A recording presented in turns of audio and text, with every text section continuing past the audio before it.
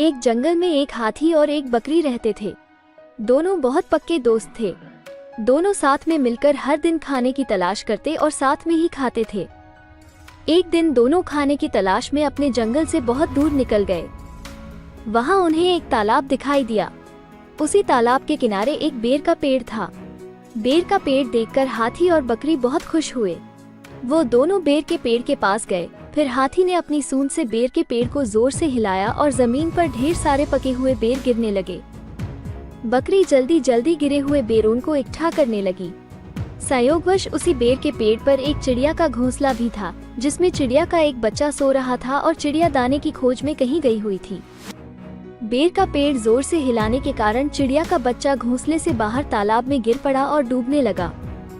चिड़िया के बच्चे को डूबता हुआ देखकर उसे बचाने के लिए बकरी तालाब में कूद गई, लेकिन बकरी को तैरना नहीं आता था। इस वजह से वो भी तालाब में डूबने लगी।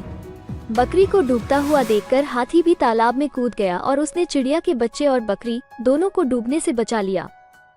इतने में चिड़िया भी वहां पर आ गई थी और वह अपने बच्चे को सही सलामत देखकर बहुत खुश हुई। उसने हाथी और बकरी को इसी तालाब और बेर के पेड़ के पास रहने के लिए कहा।